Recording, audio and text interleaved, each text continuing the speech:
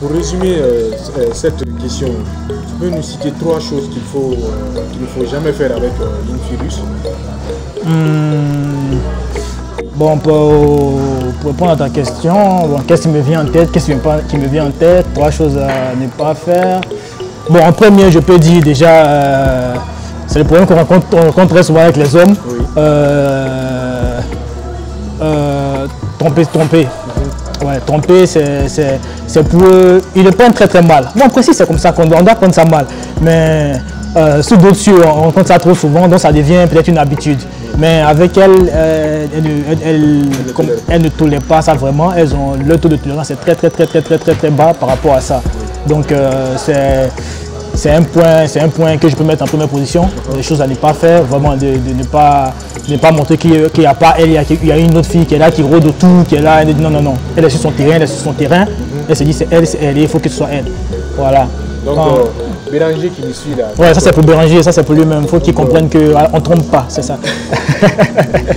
Voilà. Et en deuxième position, je peux dire c'est concernant les promesses qu'on fait, tu vois. Ah, oui.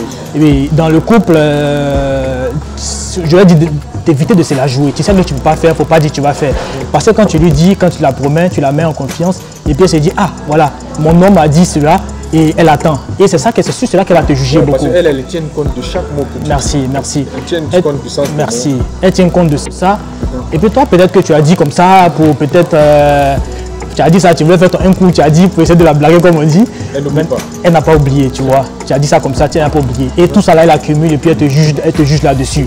Je ne dis pas qu'elle va te laisser pour ça ou bien ça va créer des problèmes forcément. Mais pour l'image que tu laisses en elle, ça dégrade un peu l'image que tu laisses en fait. Tu vois, donc de ne pas trop se la jouer, de faire beaucoup attention à ce qu'on dit. Et quand on dit, de tout faire pour le faire aussi. Voilà, et c'est dans la vie de tous les jours aussi, pas seulement dans le couple. Hein. Faut tout faire pour dire et puis faire ce qu'on a dit. Voilà. En troisième position, qu'est-ce que je dirais? L'organisation. L'organisation. Dans la vie de couple à la maison et autres, c'est vrai que la femme s'occupe de tout ce qui est harmonisation de la maison et autres, mais toi l'homme tu dois être organisé. Parce que beaucoup de choses vont s'appuyer sur toi, donc toi tu dois avoir le sens de l'organisation. C'est-à-dire que planifier des choses, même pour les dépenses de la maison, c'est-à-dire que parce que c'est la vie commune, tu vois, même si vous n'êtes pas officiellement marié, mais il se trouve que maintenant, c'est que toi tu ne vis plus pour toi seul, elle ne vit plus pour elle seule, c'est-à-dire que les courses, les petites dépenses, vous les faites ensemble. Il faut savoir organiser. Et puis, comme on appelle ça, pour ce qui est de la propriété, parce qu'on connaît les garçons, quand on vit seul là, mon frère, tu te lèves, tu prends une chaussette, tu jettes là-bas, tu te prends, tu jettes ça ici. Faut faire un effort là-dessus aussi. C'est un peu difficile, mais il faut faire un effort. Ouais. Voilà, ça montre un peu une bonne image de toi et elle tient compte de ça aussi. Voilà, donc tu as tes 3 points. Pour toi, quel est le meilleur moyen pour faire des rencontres avec les filles russes? Parce qu'on remarque que beaucoup de nos frères font des rencontres sur Internet, mais par après, les filles sont là à les demander des petites sommes régulièrement. Voilà, par exemple, chaque semaine, envoie-moi 200 euros, envoie-moi 500. Des petites sommes comme ça, quoi. Ça. Pour eux, ça ne veut rien dire. Les gars dépensent, hein. Ils dépensent l'argent. Ça envoie l'argent, ils savent de quoi il s'agit. Voilà, okay. Pour toi, quel est le meilleur moyen de faire des rencontres avec des filles sérieuses comme moi, ce que je veux dire déjà, c'est de tout faire pour ne pas se mettre dans la position du gars qui est prêt à acheter pour de l'amour, ou bien quelqu'un qui se met dans cette position de faiblesse là parce qu'il a envie d'une relation coûte que coûte, est prêt peut-être à payer. Mon frère, une relation que toi-même tu te mets déjà, qui commence déjà par envoie-moi de l'argent, j'ai besoin d'acheter tel, comment on appelle ça, telle chaussure. Demain, envoie-moi de l'argent parce que j'ai besoin de tel téléphone. Tu comprends que tu vois un peu, les piliers ne sont pas solides. Les piliers sont matériels, c'est basé sur le matériel et puis ça sent pas bon déjà.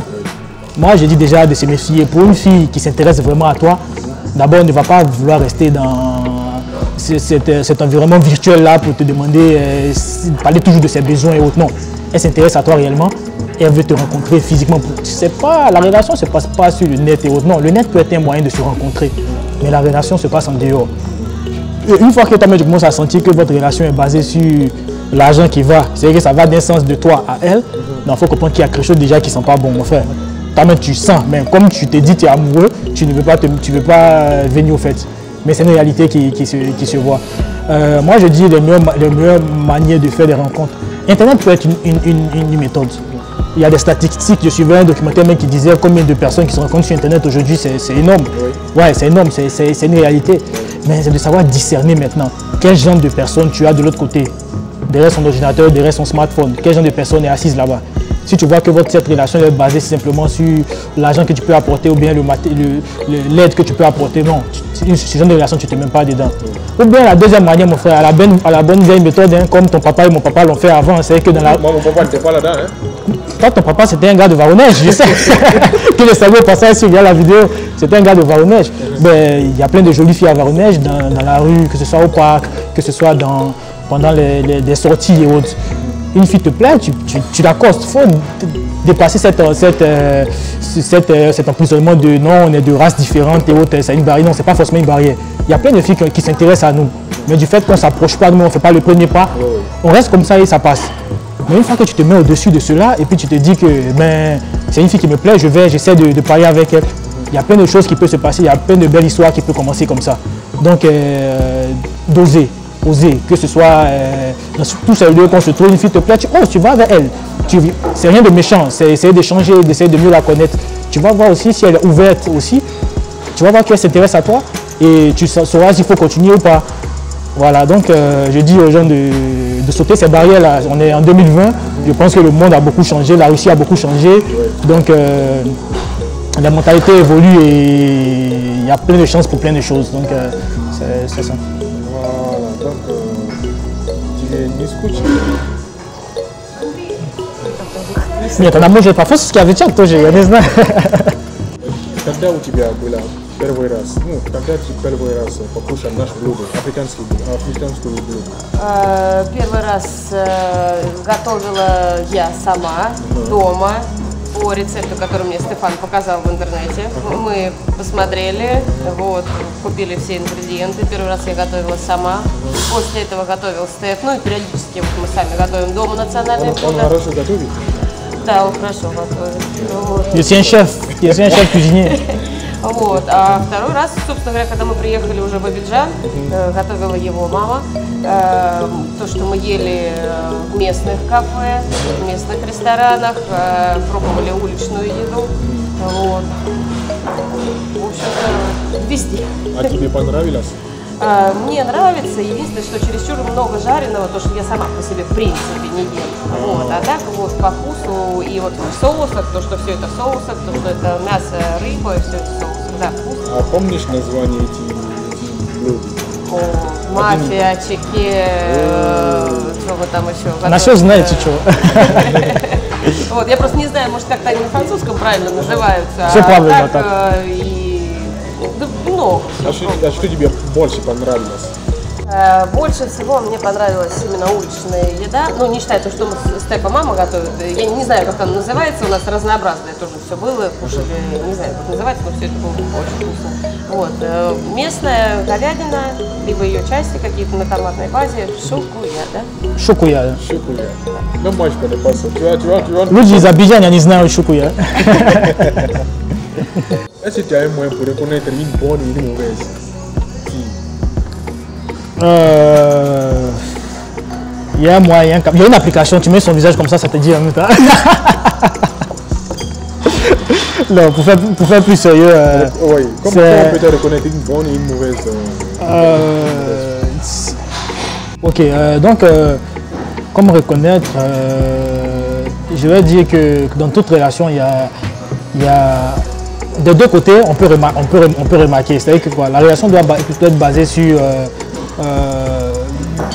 comment je vais dire, un intérêt qu'on a l'un pour l'autre et autres. Mais c'est un peu subjectif ce que je vais dire. Mais si tu remarques hein, que tu as l'impression qu'il y a d'un côté, ça peut être un besoin exclusivement matériel ou bien financier qui anime la personne qui est en face de toi. C'est déjà un indicateur de ce que la relation n'est pas basée sur quelque chose de solide. Parce que si la personne n'a que d'intérêt pour toi, que ce que tu peux lui offrir de manière matérielle ou bien de manière financière, tu comprends que cette relation-là n'est pas vouée à longtemps. Quand tu n'auras plus à donner, qu'est-ce qui va rester de la relation? Voilà, c'est un pilier très important.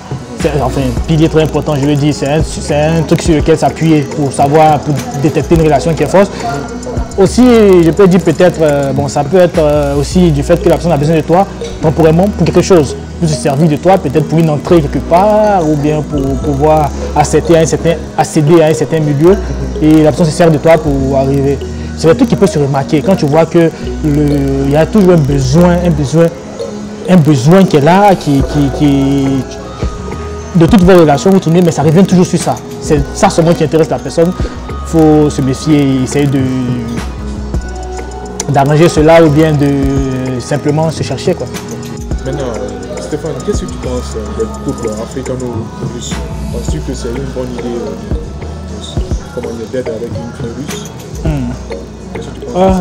Je pense que d'abord moi je suis pour tout ce qui est, comme on appelle ça, pour tout ce qui est métissage, pour tout ce qui est rencontre des peuples, pour tout ce qui est union, pour tout ce qui est, en tout cas je suis tout dans le sens du partage, que des idées différentes, des traditions, des manières différentes se rencontrent. Je suis toujours pour. Et en ce sens-là, je suis pour le métissage. Parce que c'est une rencontre de culture, une rencontre d'idées qui donne toujours quelque chose d'intéressant. Tu vois, qui donne toujours quelque chose d'intéressant. Donc moi je dis que je dis même que c'est l'avenir du monde, le métissage. Ah bon? Ouais, parce qu'on est dans un monde multiculturel actuellement. Les gens se déplacent et autres. Et notre monde actuellement est voué à ce que des peuples d'autres contrées rencontrent d'autres peuples d'autres contrées et puis essayer de fonder quelque chose. Ouais, je pense que c'est l'avenir même du monde qui est là. Donc je suis pour, je regarde bien, j'ai un regard en tout cas très positif sur ce genre de couple-là. Et on a plein de connaissances comme ça, plein d'amis qui ont fondé leur famille dans ce plan-là, qui marche très bien. Et puis je pense que c'est un symbole d'amour fort parce que vous venez déjà d'horizons divers, vous ne vous connaissez pas. Quand je dis connaissez pas, c'est que vous pouvez avoir des langues différentes, des manières différentes, mais vous arrivez à trouver un langage commun, vous arrivez à trouver des comportements communs, et puis mettre tout ça ensemble, et puis surmonter vos différences, et puis vivre, et puis vous aimer, et puis fonder une famille comme ça. Moi je pense que c'est une forme d'amour qui transcende beaucoup d'autres formes, et en cela, je pense qu'il y a plein de bénéfices. J'ai un regard vraiment très positif sur le métissage et sur les couples mixtes, africano-russes dans notre cas présent. Et, effectivement. Что ты думаешь об русских и африканских парах? Ну, для меня другого варианта уже нет. Вот. Разные люди, разные континенты, разные менталитеты. Да. Вот. Открывается много разных возможностей в плане языков, в плане работы. Вот. Дети, самые красивые дети, это метисы. Вот. Жизнь интереснее. Много рамок, люди, которые живут в одной стране, которые живут на одном континенте, много рамок открывается, когда они взаимодействуют друг с другом.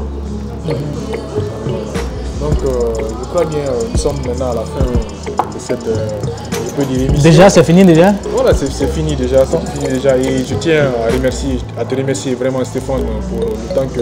Non, c'est nous qui te remercions. Pour cette interview. И тебе тоже, Дарья, спасибо большое за время. Спасибо тебе очень большое. Voilà, donc c'est tout pour cette vidéo. J'espère qu'elle vous a plu. Voilà, et ça peut aussi vous édifier sur les couples africano-russes. Voilà, donc n'oubliez pas de vous abonner à la chaîne et d'activer la cloche de notification. Comme ça, on se retrouve bientôt pour une nouvelle vidéo. Ciao. Ok, paka paka. Merci. Ok, c'est bon. Voilà. C'est bon, toi, dans la boîte?